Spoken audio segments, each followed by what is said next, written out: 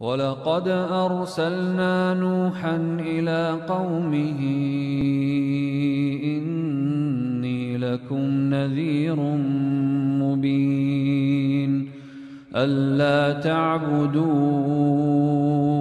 إلا الله إني أخاف عليكم عذاب يوم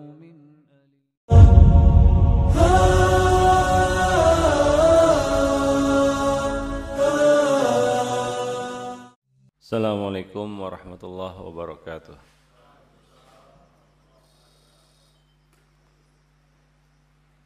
Innal hamdalillah nahmaduhu wa nasta'inuhu wa nastaghfiruh wa na'udzu billahi min shururi anfusina wa sayyiati a'malina. Man yahdihillahu fala mudilla lahu wa man yudlil fala hadiya lahu. Ashhadu an la ilaha illallah wahdahu la syarika lah wa ashhadu anna Muhammadan abduhu wa rasuluh. Ya ayyuhalladzina amanu ittaqullaha haqqa tuqatih wa la tamutunna illa wa antum muslimun. Amma ba'd. Fa inna ahsanal kalami kalamullah wa khairal hadi hadi Muhammad sallallahu alaihi wasallam wa syarral umuri muhdatsatuha wa kullu muhdatsatin bid'ah wa kullu bid'atin dhalalah wa kullu dhalalatin finnar. Ma'asyiral muslimin rahimani wa rahimakumullah jami'an. Alhamdulillah, segala puji bagi Allah Subhanahu wa taala, Rabb semesta alam. Salawat dan salam atas Nabi kita Muhammad sallallahu alaihi wasallam, atas keluarga beliau, sahabat-sahabat beliau, dan siapa saja yang mengikuti sunnah beliau sampai hari kemudian. Para jemaah yang dimuliakan Allah, pada pagi ini adalah pertemuan pertama dari buku yang hendak kita bahas, yaitu buku Ushulus Salasah. Ya. Kenapa mau mengkaji buku Ushulus Salasah? Tulisan siapa itu? Ya. Tulisan siapa Ushulus Salasah ini? Syekh Muhammad bin Abdul Wahhab. Bagus. Nanti jadi Wahabi nanti. Ya sebagian orang alergi begitu ya, ngeri, macam bertemu dengan hantu.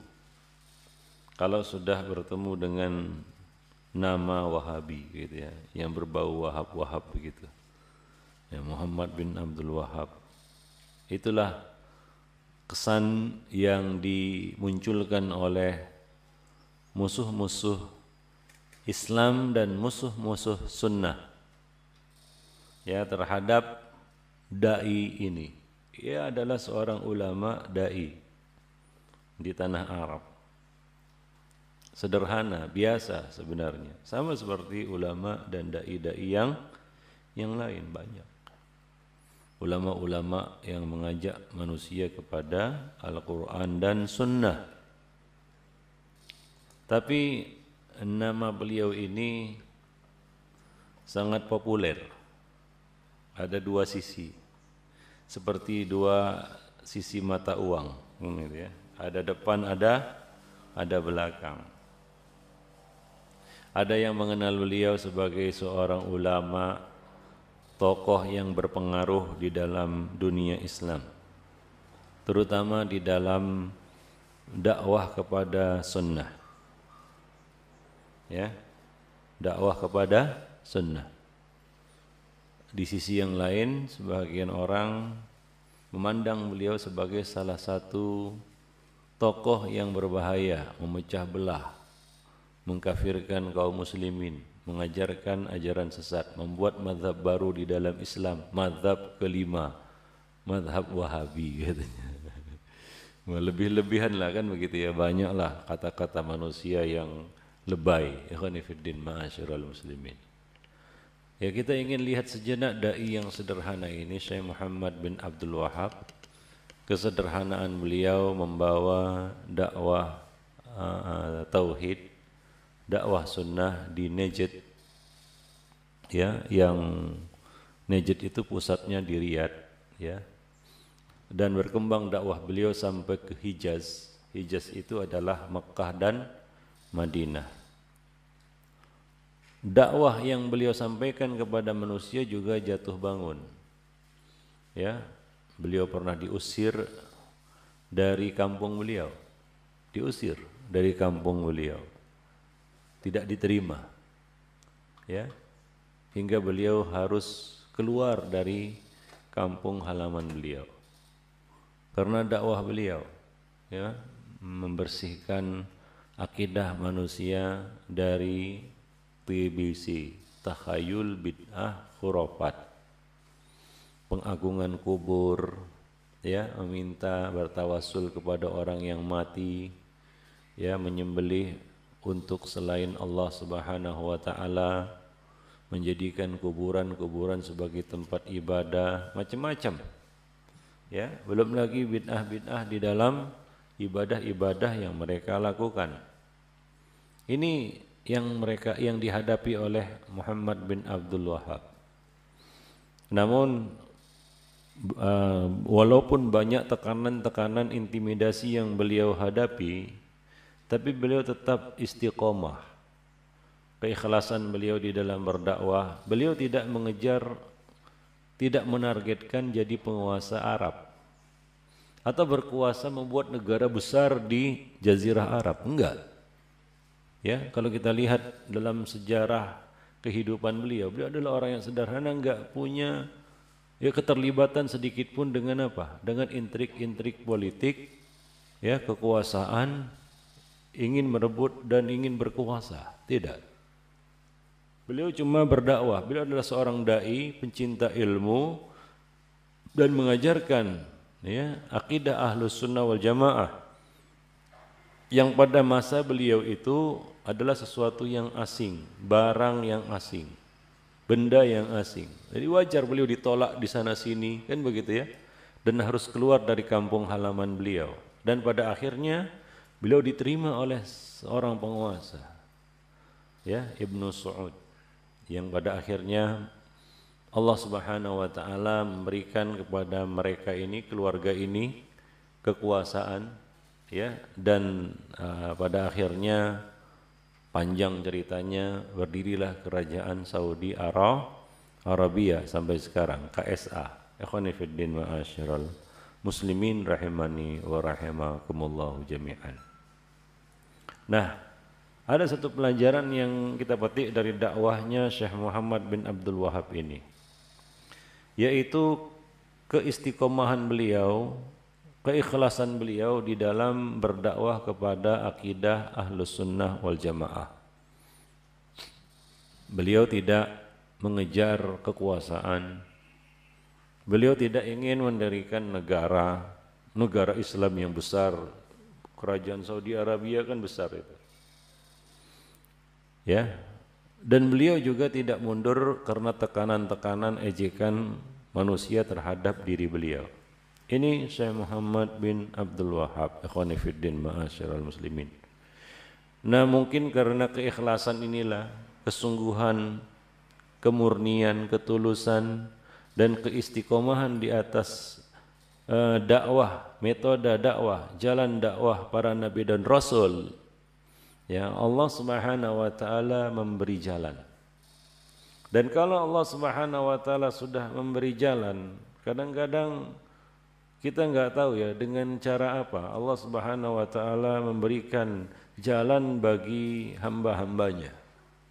Inna ma'al usri yusran. Setelah jatuh bangun, ya, ditentang, ditolak, dihina, ya, dan dikatai macam-macam, Ya, pada akhirnya Allah Subhanahu wa taala memberikan kemenangan bagi dakwah beliau dan memberikan sebutan yang baik bagi anak cucu beliau. Alu Syekh itu keturunan Syekh Muhammad bin Abdul Wahab. Jadi para ulama, ya, menjadi para ulama-ulama yang produktif mengajak manusia kepada Quran dan Sunnah.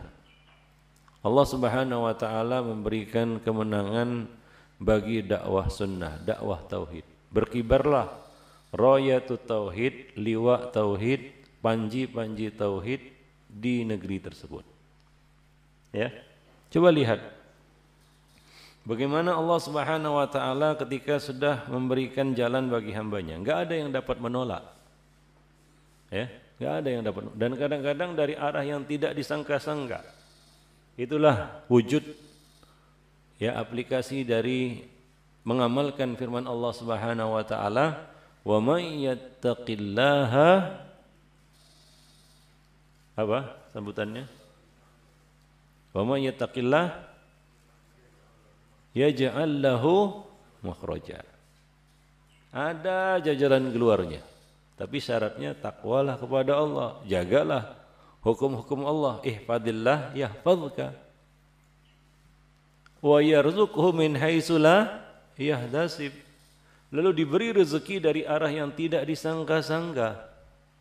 Ini pelajaran, ya, bagi seluruh duat kepada sunnah, duat juru dakwah siapa saja yang mau menegakkan kebenaran, berdakwah kepada manusia, mengajak manusia kepada tauhid. Ikhwani fiddin. Kadang-kadang kita diuji untuk berbelok dari manhaj para nabi dan rasul ini ke kanan dan ke kiri. Kadang-kadang orientasi kita juga sudah berubah, sudah tidak mengejar lagi kemurnian, keikhlasan, ya, ketulusan di dalam mengajak manusia kepada agama Allah. Sudah sibuk mengejar kekuasaan atau terlibat pusaran arus di dalamnya tanpa terasa. Tanpa terasa kita membelokkan dakwah ini ke arah yang enggak jelas, yang enggak tentu arah. Ikhwani fiddin. Mungkin karena tekanan-tekanan yang kita terima, akhirnya kita berubah pikiran. Kita membenarkan musuh-musuh dakwah kita. Dulu jadi musuh dakwah kita, sekarang jadi teman dakwah kita. Dulu kita salahkan, sekarang kita yang ikut mereka. Berbaliklah nilai-nilai di sana. Ikhwani fiddin ma'asyiral muslimin. Ada ujian-ujian di mana Allah menguji kita sejauh mana keteguhan kita memegang teguh manhaj salaf ini. Di tengah-tengah fitnah yang luar biasa pada hari ini, manusia jauh dari agama Allah Subhanahu wa taala. Ya. Baik yang mengaku dirinya sebagai orang-orang agama, apalagi orang-orang yang enggak ngerti agama dan enggak peduli dengan agama. Ikhwani fiddin ma'asyiral muslimin rahimani wa rahimakumullah. Seperti apa yang dipertontonkan oleh manusia pada hari ini, sekarang ini. Coba lihat ikhwani fiddin ma'asyiral muslimin. Kita kan kadang-kadang dilematis. Kita mau ikut mana? Ditodong kita. Kamu mau ikut cara yang bagaimana? Kita juru dakwah kepada tauhid dan sunnah. Kita punya komitmen, dakwah ini adalah mengajak memperbaiki manusia, memberi contoh yang baik kepada mereka, menjadi suri tauladan panutan yang baik bagi umat manusia. Kalaulah juru dakwah kepada sunnah ini sudah rusak bersama rusaknya manusia, ikut-ikutan orang yang jahil, enggak ngerti manhaj, enggak ngerti akidah, enggak tahu cara dakwah para nabi dan rasul yang benar, apa jadinya? Jadilah kita si Pak Turut namanya. Tahu Pak Turut? Tahu Pak Turut, Pak? Ya? Bukan bakso titoti, bukan. Pak Turut. Itu orang yang suka latah. Ikut-ikutan. Orang-orang lagi panas dia. Ya kan? Itu kan berkembang sekarang di media sosial, macamnya sudah gelap mata semuanya, kayaknya sudahlah. Kita enggak perlu lagi bicara manhaj hari ini. Gabung sama orang-orang awam, gabung sama orang-orang yang nggak ngerti sunnah, bahkan mereka terang-terangan menyebut kita sebagai orang sesat, Wahabi sesat. Kita gabung aja untuk satu tujuan katanya. Ini memangnya kita mau buru babi ya Pak? Mau seperti anjing buru babi? Tahu anjing buru babi? Anjing kalau pernah ke Padang, Sumatera Barat sana. Itu ada anjing buru babi, orang-orang sana suka pelihara anjing buru babi, banyak macam apa anjing itu. Ya. Banyak macam anjing, ikhwan fillah. Ya, dibawa itu sama mereka ke hutan untuk buru babi. Dilepaslah anjing-anjing itu. Wah, kejar. Wung gitu kan. Nah, itu anjing itu. Itu satu itu, sepakat itu, mufakat dia ngejar babi. Begitu babinya dapat, berantem mereka. Itu namanya anjing buru babi. Khonifuddin ma'asyiral muslimin rahimani wa rahimakumullah jami'an. Nah, ini gambaran masyarakat yang kita hadapi pada hari ini. Maka khonifuddin, ya, sebenarnya Allah Subhanahu wa taala ingin menguji kita dengan peristiwa demi peristiwa yang terjadi untuk melihat kepada kita ini bagaimana, ya. Bagaimana kamu berbuat? Liyanzur kaifa ta'malun. Untuk menilai, melihat, menguji apa yang kamu lakukan, apa yang kamu kerjakan. Ikhwani fiddin ma'asyiral muslimin. Ya, kita jangan terpancing dengan orang-orang yang mengatakan, wahai salafiyin, kamu kerjanya ngaji-ngaji aja, di mana kalian? Kenapa enggak ikut aksi bersama kami? Itu mereka suarakan sejak dulu. Mereka terlibat dalam aksi gila jihad yang enggak karuan, mereka teriak seperti itu. Mereka ikut aksi gila, ikut politik dan demokrasi, mereka teriak begitu. Sampai sekarang, Ikhwan Fiddin. Ya, kalaulah kita, ya, berbuat atas dasar apa kata orang, bukan apa kata dalil, nanti ya kita sesat. Maka ini perlu dicamkan kepada ya para dai dan juru dakwah, juga para penuntut ilmu, ya, seharusnya semakin lama mereka mempelajari dakwah salaf ini, mempelajari ilmu, semakin matang dalam melihat jauh ke depan, kan begitu ya. Tidak melihat sesuatu itu yang hanya ada di depan matanya. Ya, apa yang ada di depannya dia enggak tahu. Ikhwani fiddin ma'asyiral muslimin rahimani wa rahimakumullah jami'an. Maka Al-Hasanul Basri mengatakan, orang alim itu dia tahu fitnah jauh sebelum fitnah itu terjadi. Itu orang alim. Orang jahil baru sadar fitnah menimpa dirinya setelah fitnah itu menimpa dirinya. Baru tahu itu fitnah, baru tahu itu adalah satu yang salah setelah fitnah itu menimpa dirinya. Akhwani fiddin ma'asyiral muslimin, a'azzani Allah wa iyyakum jami'an. Ya. Coba lihat bagaimana manusia sekarang ini, ya. Mereka itu lebih beriman kepada produk buatan manusia daripada hukum Allah. Itu keadaan manusia, coba. Itu keadaan manusia sekarang ini. Ya. Orang sekarang ribut apa? Surat Al-Maidah ayat 51 kan begitu ya. Tapi mereka enggak melihat apa sebenarnya ini semua. Kenapa ini bisa terjadi? Ikhwani fiddin ma'asyiral muslimin. Ada apa ini semua? Ya. Itu semua adalah akibat buntut dari apa? Dari sikap kaum muslimin sendiri yang sudah menyampingkan agama Al-Quran, Sunnah dalam hidup mereka. Nah, ya, kaum muslimin sekarang ini kan lebih percaya dia, lebih beriman dia kepada nilai-nilai demokrasi daripada Islam. Iya kan? Iya. Kalau demokrasi harga mati, nggak boleh diutak-atik. Jangan diutak-atik, harga mati katanya. Tapi kalau Islam ini adalah suatu yang debatable. Kata orang kerennya begitu. Oh, ini debatable ini. Ini masih bisa diperdebatkan. Ini masih bisa diobok-obok. Itu sebenarnya suaranya, bunyinya seperti itu sebenarnya yang benar.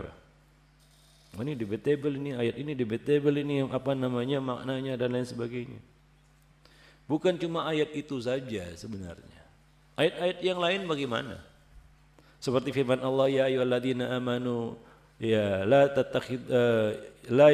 yattakhidhul mu'minuna al-kafirina awliya'a min dunil mu'minin. Wa may yaf'al dzalika falaysa minallahi fi syai'in.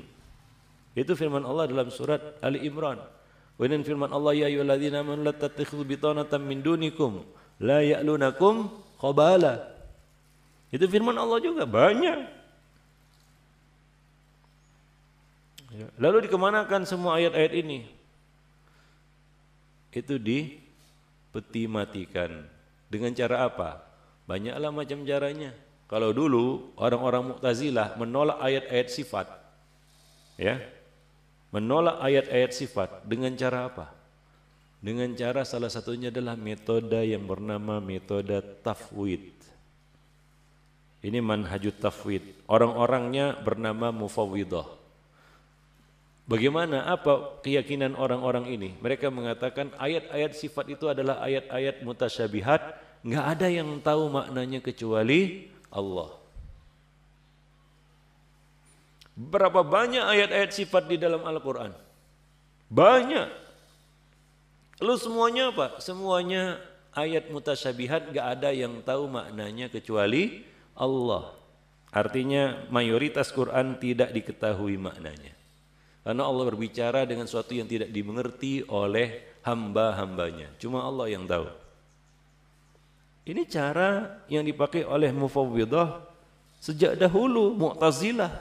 Maka Ibnu Taimiyah mengatakan kelompok yang paling berbahaya adalah mufawwidah ini. Daripada Jahmiyah, Mu'attilah, Asy'ariyah, Maturidiyah dan yang lainnya. Karena dia menolkan nilai Al-Quran. Nah, cara seperti itu dipakai oleh orang-orang liberal sekarang ini. Itulah dia kaum Mu'tazilah dulu. Ya, mereka membuat satu akidah, mereka mengatakan Al-Qur'an makhluk. Ya, seperti itu juga perkataan kaum liberal hari ini. Mereka mengatakan kalau ingin mencari kebenaran, maka Islam, nilai-nilai Islam harus direlatifkan lebih dulu. Relatif itu bagaimana? Nisbi, dinolkan dulu. Jangan dinilai dulu. Kemudian ditimbang dengan akal. Mana yang bisa diterima, mana yang disepakati oleh manusia, jalankan. Yang enggak diterima, enggak disepakati, tinggalkan. Itu sudah dilakukan sejak dulu. Dihidupkan lagi sekarang. Jadi tahulah kita mana yang lebih keji sebenarnya. Mana yang lebih berbahaya? Ya, kaidah itu bisa menolak semua Al-Qur'an, bukan cuma ayat itu saja. Semua Al-Qur'an, bahkan semua ayat-ayat itu bisa ditolak dengan cara itu, dengan kaidah itu. Ini lebih berbahaya. Ini pemikiran disebarkan oleh musuh-musuh Islam, tapi diambillah orang-orang Islam mulutnya sebagai corongnya. Ikhwanifiddin ma'asyiral muslimin rahimani wa rahimakumullah. Ini kan bahaya, ini ngeri kita melihatnya. Ya. Maka saya katakan tadi itu cuma buntut dari apa? Demokrasi. Kesalahan fatal kaum muslimin adalah ketika berusaha untuk mengislamkan demokrasi. Tahu mengislamkan demokrasi? Membawa Islam ke arena demokrasi. Ya kalah Islamnya, Pak. Ya. Masalah kepemimpinan orang kafir mentah. Masalah kepemimpinan wanita mentah. Mau dikemanakan sabda Nabi, la yuflihu qaumun wallau amrohim imra'atan. Tidak akan beruntung satu kaum yang menyerahkan urusan kepemimpinan kepada wanita. Ditolak. Ditakwil lah. Ya, dicarilah takwil-takwil batil. Ya. Kemudian di mana sabda Nabi yang melarang kita memberikan jabatan kepada orang yang meminta? Ini 1, 2, 3 bertentangan semua dengan kaedah-kaedah dasar demokrasi. Bertabrakan semua, Pak. Ya. Bertabrakan semua, ikhwani fiddin ma'asyiral muslimin. Allah mengatakan hal yastawil ladzina ya'lamuna wal ladzina la ya'lamun. Katakan apakah sama yang berilmu dengan yang tidak berilmu? Sama enggak? Demokrasi bagaimana? Jawabannya sama. Kita bagaimanapun tingginya, walaupun kita ulama terkenal, walaupun kita adalah misalnya seorang Al-Albani ataupun seorang Bin Bas, contoh misalnya ini, misal, padahal bukan kan gitu. Ya. Suara kita tetap satu sama dengan yang jahil kan begitu ya. Demikian ikhwan fillah, kan bertentangan semua dengan nilai-nilai Islam. Ya, tapi itulah yang diimani oleh kaum muslimin hari ini. Lalu kita mau bagaimana? Sekarang siapa? Masalahnya bersumber dari siapa? Dan mengapa itu semua terjadi? Ini kan buntut dari semua itu. Maka kalau seandainya Umar diturunkan sekarang, enggak mau dia jadi pemimpin, ikhwan fillah. Jadi dai saja, karena ini tugas kita yang terpenting sekarang ini adalah membetulkan manusia-manusia yang rusak, membenahi manusia-manusia yang sesat. Itu tugas yang paling berat sekarang ini, yang paling penting. Sekarang ini kalau menjadi pemimpin sehari, besok diturunkan.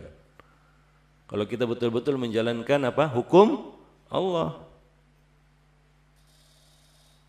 Kalau diturunkan sekarang, jadi dai saja. Memang tugas yang paling penting sekarang itu ikhwani fiddin. Seperti yang dilakukan oleh Syekh Muhammad bin Abdul Wahab. Enggak ada beliau cerita kekuasaan, mengejar kekuasaan, bagaimana berkuasa di Jazirah Arab, enggak ada terpikir bagaimana merebut kekuasaan dari Turki Osmani, enggak ada terpikir, bukan itu agenda beliau. Beliau cuma berdakwah sederhana saja kepada Al-Quran dan Sunnah dan istiqomah. Allah Subhanahu wa Ta'ala kasih jalan bagi beliau.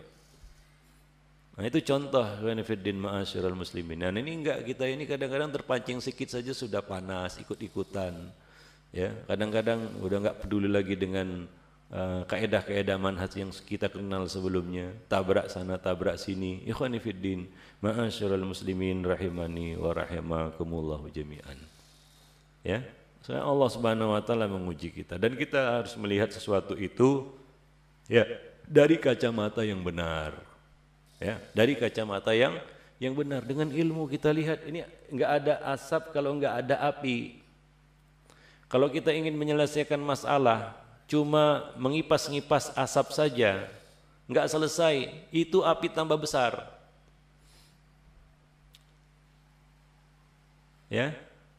Demikian ikhwan fillah. Jadi untuk menyadarkan kaum muslimin pada hari ini kepada agama yang benar itu aja susah setengah mati. Apalagi kita menyontohkan perkara yang enggak benar kepada mereka, sudah dijadikan hujah nanti. Kalau kita sama seperti mereka, berbuat seperti apa yang mereka buat, berkata seperti apa yang mereka katakan, apa bedanya kita sama mereka? Besok-besok perbuatan kita itu dijadikan sebagai hujah.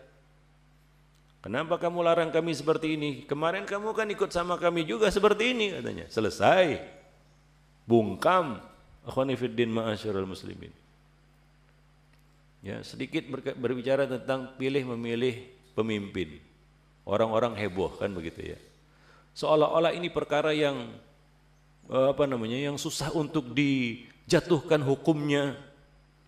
Ya, sebenarnya Allah Subhanahu wa Ta'ala berbicara tentang masalah kepemimpinan dan memilih pemimpin untuk mengembalikan manusia kepada fitrah, sesuatu yang sangat dasar fundamental dalam diri mereka, yang mana sikap ini hal ini juga sudah dimiliki oleh hewan. Maka kalau masih belum bisa juga memutuskan mana yang benar, pendapat yang benar dalam masalah pilih memilih pemimpin, silakan belajar sama semut. Pernah lihat semut? Pernah lihat semut, Pak? Semut ada dua, semut hitam dan semut merah. Mau jadi semut hitam atau semut merah? Terserah mau jadi semut apa, kan begitu ya. Tapi yang jelas semut itu ada yang hitam, ada yang merah. Cuma lihat semut merah.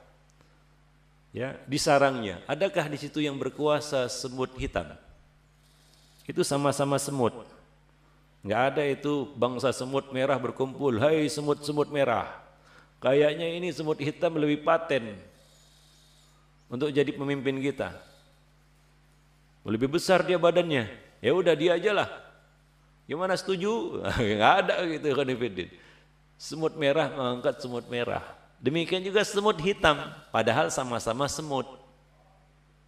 Ya kan? Simpanse tahu nggak? Apa itu? Jenis apa dia? Monyet, betul. Gorila, monyet juga. Adakah kawanan simpanse dipimpin oleh gorila? Enggak mau dia, padahal sama-sama monyet. Demikian juga sebaliknya. Burung merpati, dia lihat, ini gagak ini kayaknya keren ini. Dia aja jadi pemimpin, leadernya di depan. Warna hitam gagah kayaknya. Ya. Enggak ada. Burung merpati tidak akan menjadikan burung gagak sebagai leadernya. Kenapa? Itu burung. Karena nggak sejenis, nggak mau dia. Wah, ini gagak, ini lain ini kan gitu. Nah, itu burung. Sama-sama burung, ikhwanifiddin ma'asyiral muslim. Apalagi beda jenis. Ya. Satu singa, satu beruang. Nggak ada kawanan singa mengatakan, wah kita dipimpin sama beruang aja ya. Nggak usah sama singa supaya adil. Nggak ada begitu, ikhwanifiddin ma'asyiral. Itu hewan. Masa hewan lebih pintar dari kita? Padahal kita diberi akal.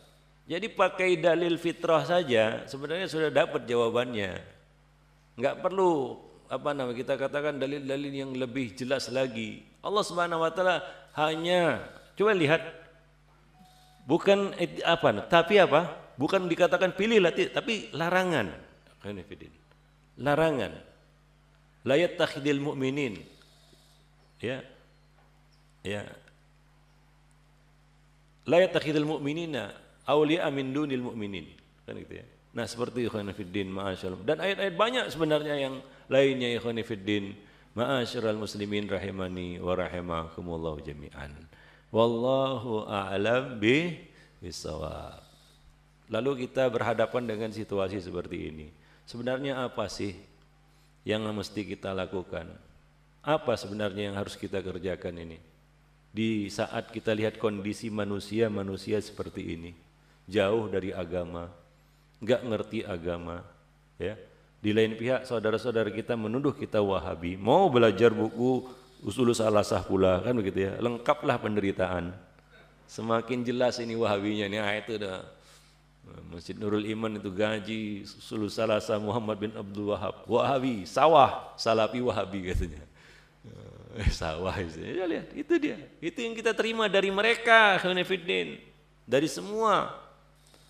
Ya, kadang-kadang orang-orang umum itu nggak ngerti, dia nggak tahu dia Wahabi-Wahabian gitu kan. Nah, itu yang kita hadapi. Ya, mereka ini jauh lebih berat untuk kita hadapi daripada orang-orang awam itu. Masih polos-polos itu, ikhwanifiddin. Boleh jadi kita dakwahi dia dengan lemah lembut, kena hatinya.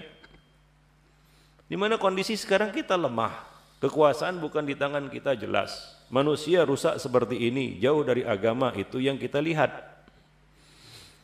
Ini kondisi yang pernah dialami oleh Nabiullah Musa dan Harun. Maka Allah Subhanahu wa taala berkata kepada Nabi Musa dan Harun untuk berdakwah kepada Fir'aun. Faqula lahu qawlan layyinan la'allahu yatadhakkaru aw yakhsha. Ini para ikhwah adalah metode dakwah yang dipakai oleh para ulama-ulama kita. Ya. Terlepas dari kemampuan mereka untuk memobilisasi massa, mengumpulkan massa, memanas-manasi, memprovokasi massa, itu tidak pernah mereka lakukan. Tidak pernah mereka lakukan. Syekh Albani ada memobilisasi. Padahal kalau beliau sekali, istilahnya kata orang sekali petik, kumpul orang semua. Tapi beliau melihat jauh ke depan, ini untuk apa seperti itu? Ya. Apakah seperti itu metode dakwah para nabi dan rasul? Kalau kita berbuat seperti orang-orang lain berbuat, apa bedanya nilai kita dengan mereka? Sama saja, ikhwani fiddin ma'asyiral muslimin. Syekh bin Baz, Syekh Utsaimin dan para ulama-ulama lainnya dimanapun mereka berada, mereka memegang teguh prinsip dakwah ini. Ya, maka Syalbani mengatakan al aslu fid dakwah al-lin. Ya, asal di dalam berdakwah itu adalah dengan lemah lembut dengan siapapun, apalagi kondisinya lemah. Sedikit, kecil, ya, sudah pantas kita untuk apa? Melaksanakan metode Nabi ini. Itu yang dilakukan oleh Syekh Muhammad bin Abdul Wahhab. Terus berdakwah dengan lemah lembut, mengajarkan manusia kepada kebenaran, kepada agama Allah Subhanahu wa taala. Walaupun jalan itu panjang, tapi insya Allah akan membuahkan hasil. Enggak sekarang, nanti. Dan terbukti kan begitu ya. Coba lihat, siapa sangka? Ya, mungkin Syekh Muhammad bin Abdul Wahhab tidak melihat, dan memang tidak melihat bagaimana tegaknya panji-panji tauhid di kerajaan Saudi Arabia sekarang ini. Penjaga dua tanah haram, ikhwan fillah ma'asyiral muslimin. Coba lihat sekarang ini di dunia, negeri yang steril dari kubur yang disembah. Saya tanya dulu, di mana? Negeri Islam lah, yang steril dari kuburan-kuburan yang disembah. Negara besar, Mesir. Coba lihat Mesir, di mana kita pergi, ada kubur yang disembah, ada tempat-tempat penyembahan, pengagungan selain Allah Subhanahu wa taala. Apalagi di Indonesia. Waduh. Udah tepuk-tepuk kepala aja kita kan gitu melihat enggak tahu lah kita apa yang mau kita bilang terhadap manusia sekarang ini, ikhwan fillah. Ya. Coba lihat bagaimana Allah menghinakan banyak manusia, kasus-kasus padepokan akhir-akhir ini. Coba lihat. Itu masalahnya bukan masalah pintar atau bodoh, bukan. Orang-orang yang terlibat di dalamnya, yang jadi korban itu orang-orang pintar, bukan orang bodoh. Kenapa saya katakan begitu? Karena ada yang S1, S2, bahkan ada yang profesor. Betul gak? Bukan orang bodoh, orang pintar. Diakui kepintarannya oleh manusia. Dapat ijazah dia. Ijazahnya kan bukan ijazah aspal kan begitu, tapi jahil. Nah ini dia masalahnya. Ya, jahil. Orang bodoh belum tentu jahil, tapi orang jahil, ikhwani fiddin ma'asyiral muslimin, boleh jadi dia orang pintar. Contohnya Abu Jahal, Abu Lahab, Abdullah bin Abi Umayyah, tokoh-tokoh Quraisy, bukan orang-orang bodoh, tapi Allah sebut mereka itu orang yang jahil. Mereka mengelola perekonomian kota Mekah, ya, buat perjalanan perniagaan bisnis syita'i was saif ke Yaman, ke negeri Syam, membuat pasar-pasar, mengelola pasar-pasar. Itu kalau bukan orang pintar, nggak akan mungkin mereka bisa buat darun nadwah dan lain sebagainya. Tapi mereka orang jahil, jauh dari hidayah, sombong, tak mau menerima kebenaran. Nah ini yang coba lihat. Jadi masalahnya bukan masalah latar belakang pendidikan, tapi masalahnya adalah masalah tauhid. Ikhwani fiddin ma'asyiral muslimin rahimani wa rahimakumullah. Jadi Allah Subhanahu wa taala suruh Nabiullah Musa dan Harun untuk berdakwah dengan cara yang lemah lembut kepada Fir'aun. Fir'aun ini siapa ini? Penguasa Mesir ya. Ini orang yang berkata seperti yang Allah ceritakan dalam Al-Quran. Dia mengatakan apa? Ana rabbukumul a'la. Oh, apa artinya itu? Aku adalah Tuhan kalian yang maha tinggi. Dia menyombongkan kerajaannya, wahadil anharu tajri min tahti. Ini kerajaanku, mengalir sungai di bawahnya. Karena istananya Fir'aun itu di atas sungai Nil. Pernah ke sungai Nil? Sungainya besar. Itu istananya berada di atas itu. Udah nggak ada lagi sekarang. Dia menyombongkan kekuasaannya. Dia menyombongkan dirinya. Ini Fir'aun. Kejam. Membunuh orang laki-laki dari kalangan Bani Israel dan membiarkan hidup siapa? Perempuan-perempuan mereka. Haus darah. Ini yang dihadapi oleh siapa? Nabi Musa dan Harun.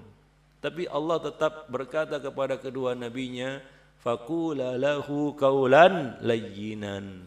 Cobalah kamu bicara sama Fir'aun ini dengan kata-kata yang lembut. Walaupun ini orang luar biasa kufurnya. Ya, saya tanya dulu. Fir'aun ini akhirnya menerima dakwahnya Nabi Musa dan Nabi Harun atau tidak? Hah? Dia mati muslim atau kafir? Kafir. Dia engkar? Engkar. Walaupun dia mau beriman di saat dia sudah sekarat, tapi nggak diterima lagi, kan begitu ya? Jadi dia tidak menerima dakwahnya Nabi Musa dan Nabi Harun. Allah tahu nggak? Tahu nggak bahwasanya kesudahan Firaun ini akan seperti itu? Tahu. Tapi apa yang Allah perintahkan kepada nabinya Musa dan Harun?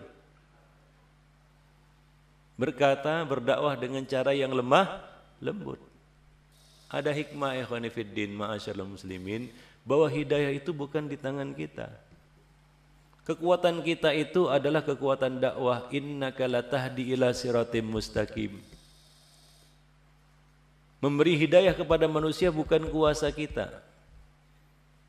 Bukan kuasa kita. Ya, maka tidaklah Allah berkata kepada nabinya Musa dan Harun, "Hai Musa dan Harun, sudahlah. Maki-maki saja ini Fir'aun. Ya, sumpah serapahi dia, kata-katai dia, juluki dia macam-macam, bentak-bentak dia, kalau bisa tempeleng dia. Karena dia jelas nantinya enggak beriman." Enggak ada itu khonifiddin. Karena Allah ingin mengajarkan manusia sesuatu yang mulia. Padahal Allah tahu ini Fir'aun enggak akan nerima dakwahnya Nabi Musa. Jadi kadang-kadang yang kita dakwah itu tidaklah sekufur Fir'aun. Tapi aksi kita, ya, sikap kita terhadapnya melebihi. Ya, melebihi apa? Melebihi apa yang Allah Subhanahu wa taala perintahkan, bahkan bertentangan dengan apa yang Allah perintahkan kepada nabinya Musa dan Harun. Yang kita dakwahi ini, penguasa yang kita dakwahi, ada sekufur Fir'aun? Tidak. Nah, kita ini adakah sebaik Nabi Musa? Tidak. Maka kita tentunya lebih pantas untuk mengamalkan ayat ini. Sebenarnya ayat ini ditujukan kepada umat manusia, makanya disebutkan di dalam Al-Quran kisah itu sebagai pelajaran. Coba lihat itu. Ya, padahal Allah Subhanahu wa taala Maha tahu apa yang akan terjadi sesudah itu. Tapi Allah ingin menanamkan nilai-nilai di sini. Ini adalah kekuatan. Dakwah kita dengan hikmah dan kelembutan itu kekuatan. Akhwani fiddin ma'asyiral muslimin a'azzani Allah. Maka Allah mengatakan apa di akhir ayat itu? La'allahu yatadzakkaru au yakhsha. Mudah-mudahan dia apa? Ingat dan takut. Ingat dan takut. Kadang-kadang dakwah yang lemah lembut ini menggetarkan hati musuh-musuh kita. Ya, dakwah dengan kesantunan, kebenaran dan kesantunan ini justru membuat respek musuh-musuh kita. Dia enggak sembarangan menilai kita. Dia jaga jarak, ini ngeri ini dakwah ini enggak macam-macam. Mereka tahu itu. Justru dakwah yang brutal itu bisa dijengkali. Orang-orang bisa melihat dan bisa mengukur. Ini paling marah-marah gitu aja, habis itu selesai. Nah, ketika itu sudah dapat diukur, dijengkali, maka mereka pun direndahkan. Ikhwani fiddin ma'asyiram. Dan itu kan bukan contoh dakwahnya para nabi dan rasul, mulai dari Nabi Nuh sampai nabi yang terakhir Nabi Muhammad sallallahu alaihi wasallam. Ikhwani fiddin ma'asyiral muslimin rahimani wa rahimakumullahu jami'an. Wallahu a'lam bissawab.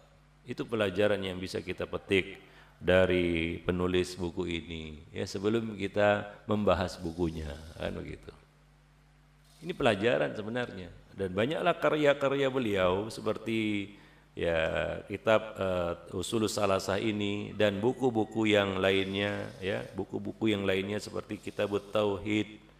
Ini juga tulisan Muhammad bin Abdul Wahhab, ya, dan lain-lain. Ikhwani fiddin ma'asyiral muslimin a'azzani Allah wa iyyakum jami'an. Taib. Ada Kasyfus Syubhat juga, ya, dan sejenisnya. Ya, Sebenarnya banyak tulisan-tulisan beliau, surat menyurat beliau dengan apa? Dengan para ulama, ya, dengan para penguasa yang ada di Jazirah Arab, ya, yang banyak faedah-faedah yang bisa kita petik di situ. Ya, wallahu a'lam bishawab. Dan dari karya-karya beliau itu semua kita dapat ketahui bahwa beliau adalah seorang dai, juru dakwah, penuntut ilmu, ulama yang mengajak manusia kepada manhaj yang hak, memurnikan kembali agama yang sudah dirusak oleh manusia. Itu agenda beliau, agenda perjuangan beliau yang patut kita contoh hari ini. Ya, mudah-mudahan Allah Subhanahu wa taala dengan keistiqomahan kita di atas manhaj salaf memberikan jalan keluar. Kalau Allah Subhanahu wa taala sudah berkehendak, cukup kun fayakun, kita enggak akan bisa mengira dan menduga, ya. Tapi bagaimanapun usaha kita, tapi itu bertentangan ya dengan kaedah-kaedah yang benar, keluar dan menyimpang dari dakwahnya para nabi dan rasul, kita enggak akan menang. Ikhwani fiddin ma'asyiral muslimin, enggak akan menang. Sebagaimana coba lihat kelompok-kelompok yang ingin memperjuangkan Islam dengan cara-cara yang ya kita katakan menyimpang lewat demokrasi. Mana ada? Coba lihat. Paling euforia sesaat, habis itu hilang. Enggak ada bekas. Coba lihat di Mesir. Sebelumnya di Aljazair. Coba lihat. Ya, di Aljazair itu luar biasa, seolah-olah mereka sudah mendapatkan kemenangan ketika mereka menang pemilu. Wow, hebat.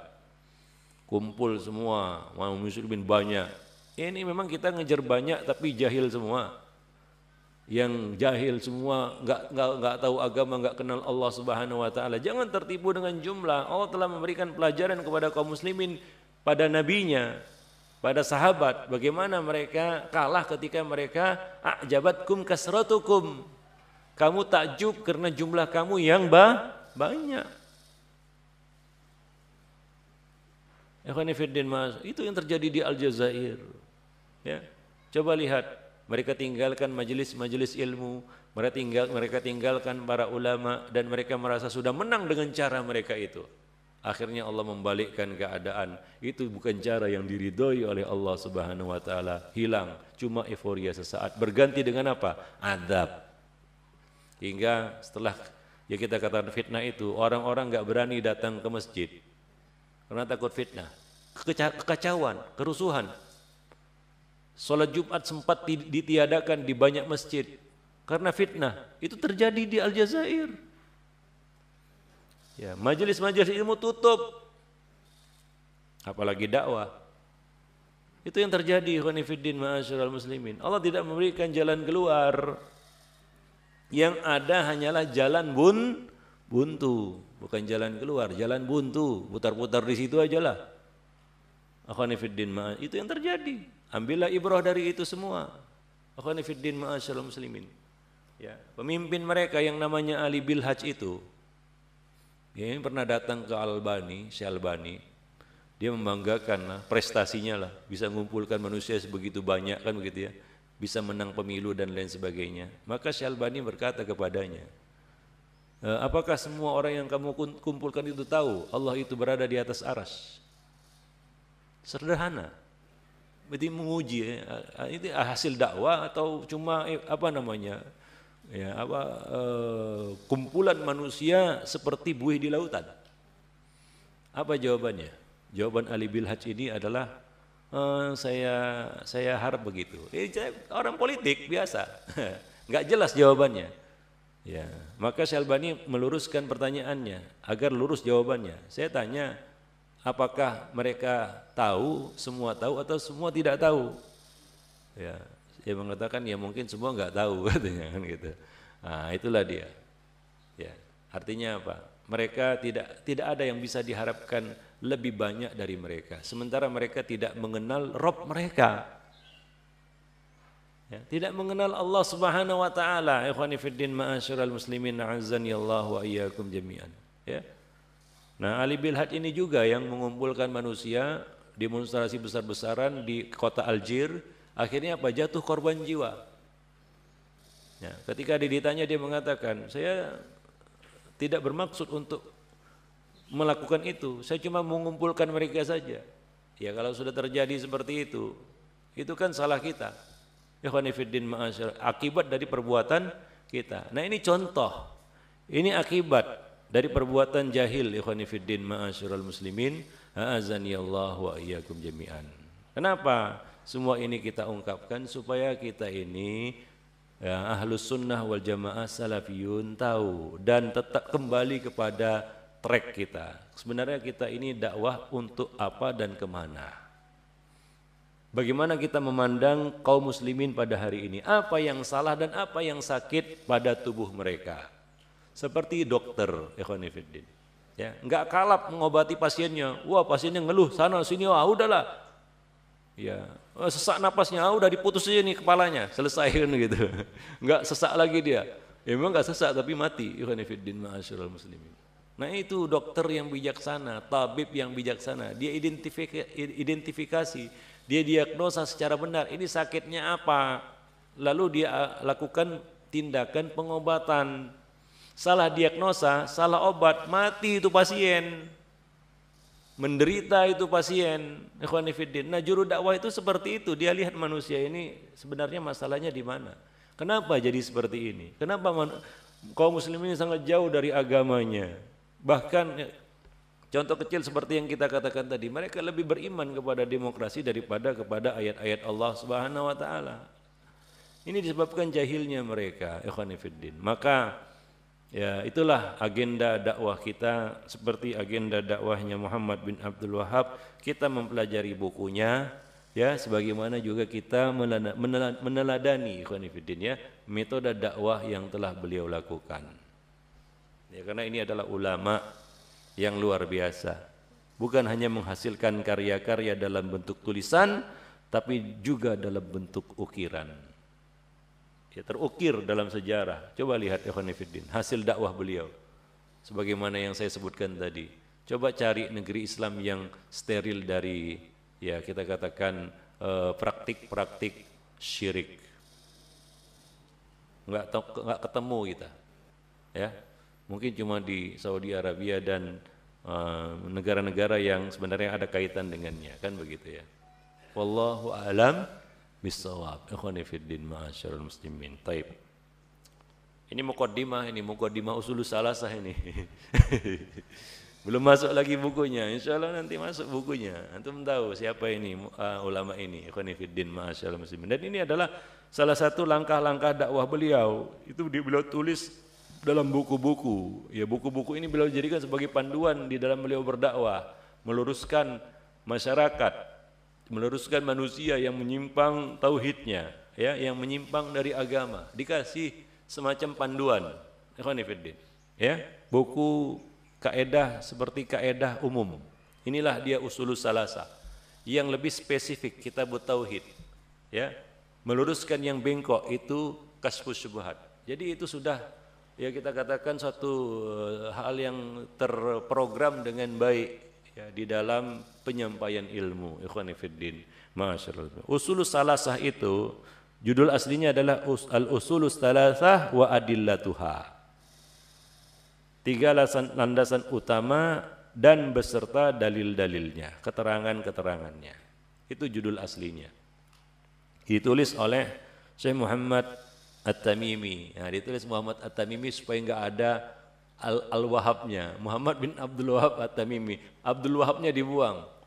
Ya, ada sebagian orang yang sangat benci dengan Wahabi. Lalu dikasihlah buku Syekh Muhammad bin Abdul Wahhab, dikoyak sampulnya. Jadi enggak tahu siapa yang nulis, kan begitu ya. Wah, dibaca. Waduh, wah bagus sekali ini bukunya, padahal ini buku Wahabi katanya, kan begitu ya. Bagus sekali ini bukunya, dalil Quran Sunnah. Seperti ini nih buku katanya. Ini baru buku. Setelah disebutkan kepadanya, dibisikkan itu buku Wahabi Muhammad. Wah, langsung dilemparkannya gitu. Coba lihat. Kan ngaco. Itu seperti itu manusia sekarang ini, kan begitu. Coba lihat dakwah kita di mana-mana dihempang, masuk sana dilarang, masuk sini disekat, kan begitu ya. Diusir, kan begitu ya. Ya, bukan diusir dari masjid aja, ada yang diusir dari tempat tinggalnya, ya kan. Karena isu ini, karena dia tahu ini orang-orang Wahabi ini, apalagi kalau ngaji sudah pakai innal hamdalillah fa inna kulla muhdatsatin bid'ah, udah nih Wahabi ini katanya. Belum lagi sampai ke isi itu baru muqaddimah sudah divonis, kan begitu ya. Nah, seperti itu yang kita hadapi. manusia-manusia yang kita hadapi, ikhwan fillah. Ma'asyiral muslimin a'azzani Allah. Jadi dari judulnya kita dapat mengetahui bahwa Syekh Muhammad bin Abdul Wahhab ingin menjelaskan tentang 3 kaedah dasar, 3 landasan utama, 3 landasan pokok, 3 landasan pokok, wa adillatuha, dan dalil-dalilnya, yaitu disertai dengan ilmunya, keterangannya. Ikhwani fiddin, ma'asyiral muslimin, a'azzani Allah wa iyyakum jami'an. Apa itu 3 landasan pokok, 3 landasan utama? Ya, apa itu 3 landasan utama? Secara umum kita akan nanti kita bahas secara detail, tapi kita ingin tahu secara global dulu. Apa itu 3 landasan utama? 3, berarti ada 3. Apa aja? Pertama apa? Hah? Nah, ya, kedua? 3? Betul. Pernah belajar usul salasah? Belum, ya bagus. Yang sudah, coba tunjuk tangan yang sudah. Jangan takut, lancar kaji karena diulang. Ya. Jangan takut salah juga, namanya belajar. Lupa wajar lah, kan begitu ya.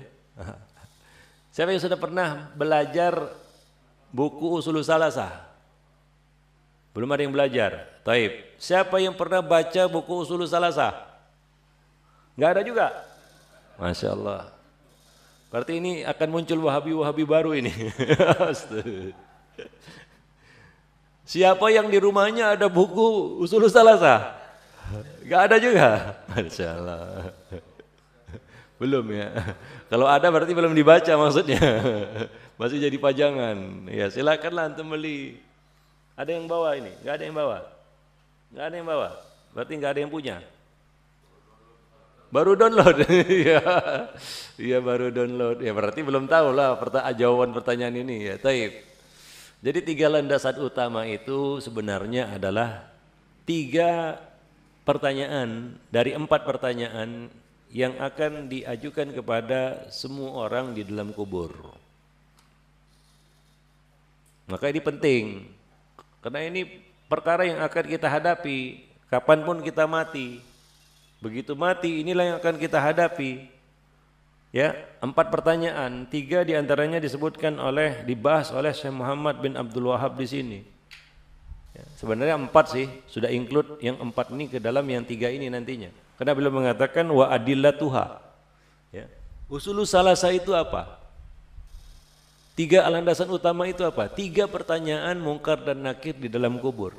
Maka saya kalau mengajarkan usulus salasah ini di tempat-tempat yang rawan, tempat-tempat rawan begitu, ingin menyampaikan pesan usulus salasah ini. Kalau pakai buku Muhammad bin Abdul Wahhab ditolak mentah-mentah, misalnya di Aceh.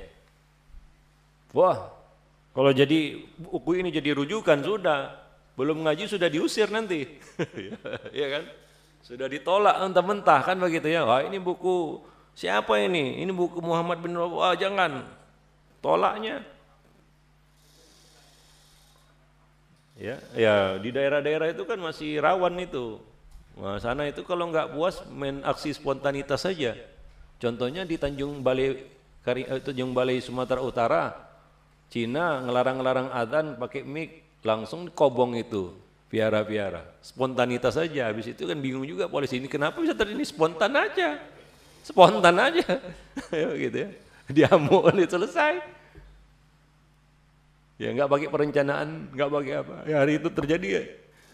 Saat itu juga terjadi aksi itu. Jadi nggak ada di rekayasa. Nah seperti itu. Jadi di daerah-daerah itu rawan juga ya Ikhwanuddin. Beberapa banyak pondok-pondok salaf yang dibakar, diusir, ya kan? Jadi kalau di luar saya ingin menyampaikan usulus salasah, saya nggak pakai buku usulus salasah. Ya. Saya pakai buku tuntunan jenazah. Nah, tuntunan jenazah. Jadi tuntunan jenazah itu ada hadis Al-Bara' bin Azib, hadis panjang itu, hadis Bukhari dan Muslim. Hadis itu yang saya angkat, disarah, panjang hadisnya itu, sahih hadisnya. Itu tentang perjalanan ruh seorang Muslim dan seorang kafir. Ya. Ruh orang mukmin dan ruh orang kafir. Ya, disebutkan di dalam riwayat itu tentang pertanyaan mungkar dan nakir. 4 pertanyaan. Pertama apa? Man rabbuka? Siapa Rabb kamu? Ini landasan pertama. Landasan pertama adalah mengenal Allah. Mengenal Allah Subhanahu wa taala. Karena banyak orang-orang yang belum mengenal Allah sebagaimana mestinya, ikhwan fillah, mengenal rububiyahnya, uluhiyahnya dan asma wa sifatnya. Ini landasan pertama. Ya. Landasan pertama dari 3 landasan utama, ikhwan fillah. Pertanyaan alam kubur itu. Tanya langsung, man rabbuka? Siapa Rabb kamu? Ya orang-orang yang tidak pernah mengenal Allah dalam hidupnya, enggak tahu bagaimana bertauhid dengan benar, tidak melaksanakan hak-hak Allah, ya, dan tidak meninggalkan perkara-perkara syirik dalam hidupnya, ya.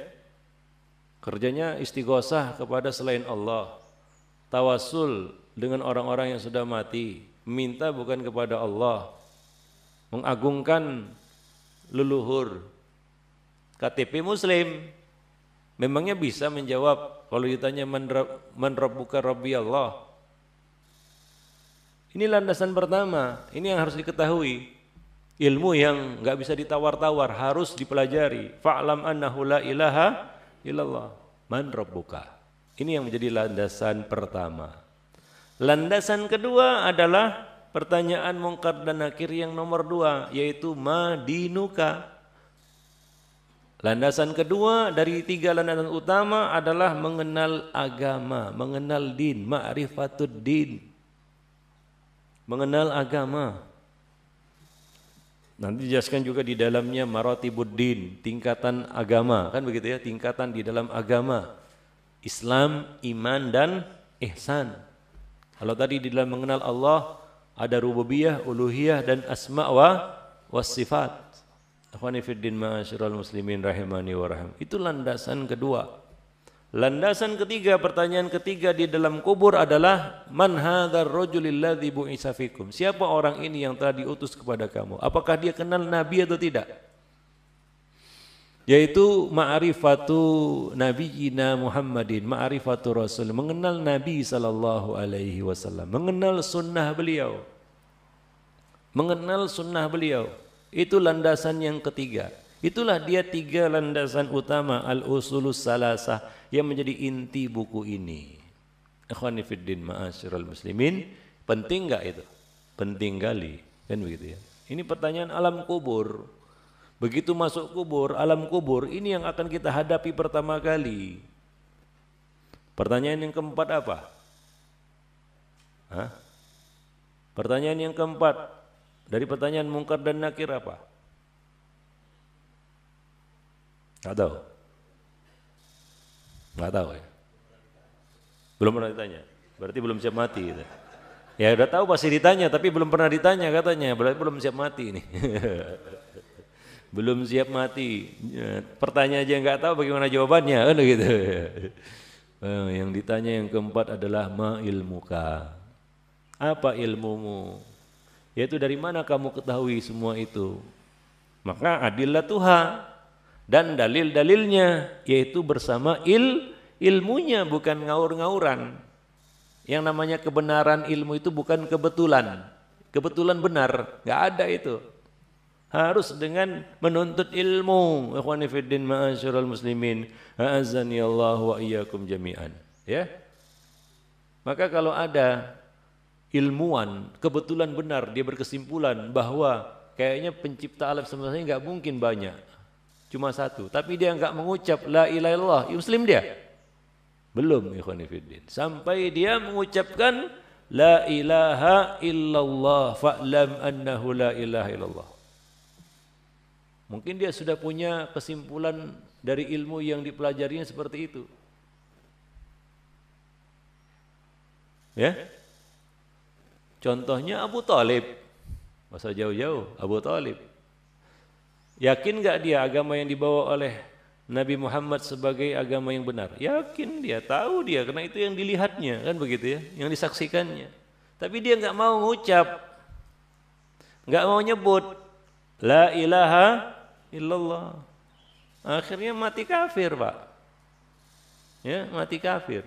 Nah, itu contohnya ikhwani fiddin. Jadi pertanyaan yang keempat adalah ma ilmuka, apa ilmumu? Ya, nah itulah dia dalil-dalil ini yang disebutkan oleh Muhammad bin Abdul Wahhab di sini, bahwa semuanya itu ada dalil-dalil dan keterangan-keterangannya, bukan ikut-ikutan, bukan taklid nenek moyang, bukan. Ya, bukan juga merupakan hasil penelitian, tidak. Tapi ini adalah keterangan yang diturunkan oleh Allah dan Rasulnya, ikhwani fiddin. Jadi ini sangat menentukan, ikhwani fiddin, ya. Pertanyaan alam kubur itu. Kenapa? Karena Nabi berkata dalam hadis yang sahih, al-qabru awwalu manazilil akhirah. Kubur itu adalah awal manazil, fase kehidupan akhirat. Pintu gerbangnya itu adalah alam kubur. Fa in naja minhu, jika seseorang selamat dari alam kubur ini, fama ba'dahu aisar, maka alam sesudahnya, apa yang dia hadapi sesudahnya akan lebih mudah. Fa in lam yanju minhu, jika dia tidak selamat di alam kuburnya, fama ba'dahu asyad, ya, apa yang dia hadapi sesudahnya akan lebih berat. Ikhwani fiddin ma'asyiral muslimin. Jadi penentuannya adalah pertanyaan alam kubur tadi. Ya, jika dia mampu jawab, selamat dia. Jika tidak mampu, maka ini adalah pertanda dia akan menghadapi perkara-perkara yang lebih berat lagi kemudian. Ikhwani fiddin, alam akhirat, alam yang akan terjadi setelah alam barzah atau alam kubur. Wallahu a'lam bishawab. Nah, itulah yang akan kita bahas dalam buku ini. Ini masih ya kita berbicara tentang penulisnya, kan begitu ya. Dan sekilas tentang buku, isi buku ini ya. Nanti beliau akan memulakan buku ini dengan 3 perkara, 4 kaedah penting. 4 kaedah. Ada 4 rumus yang mesti diketahui. Apa 4 perkara itu? Pertama adalah al-ilmu. Kemudian yang kedua apa? Al-amalu. Yang ketiga apa? Ad-da'watu ilaihi. Dan yang keempat, as-sabru alal adafih. Jadi beliau kasih mukaddimah bagi usulus salasa ini 4 kaedah tadi. Ya. 4 kaedah. Yang pertama tadi al-ilmu, yang kedua adalah al-amalu, yang ketiga ad-da'watu ilaihi, dan yang ketiga tadi, yang keempat adalah as-sabru alal adafi. Wah, sudah adzan ini. Ya. Adzan nih ya. Adzan zuhur dah. Karena waktu zuhur sudah tiba, maka kita cukupkanlah dulu sampai di sini. Ikhwani fiddin ma'asyiral muslimin. Ya, mudah-mudahan bermanfaat ya. Nah, jadi untuk selanjutnya nanti bukunya sudah ada nih semua. Ya. Mas Elen enggak bawa buku semua, kayaknya sudah hafal semua luar kepala usul salasa. Ternyata baca pun belum kan gitu ya. Udah nanti beli. Ya, kita belajar pakai buku ya. Nah, demikian. Wallahu a'lam bishawab. Subhanakallah bihamdik asyhadu an la ilaha illa anta wa astaghfiruka wa atubu ilaik. Kalau ada pertanyaan nanti sudah salat ya, pertanyaan di luar majelis saja ya. Nah, wallahu a'lam bishawab. Subhanakallah bihamdik asyhadu an la ilaha illa anta wa astaghfiruka wa atubu ilaik. Assalamualaikum warahmatullahi wabarakatuh.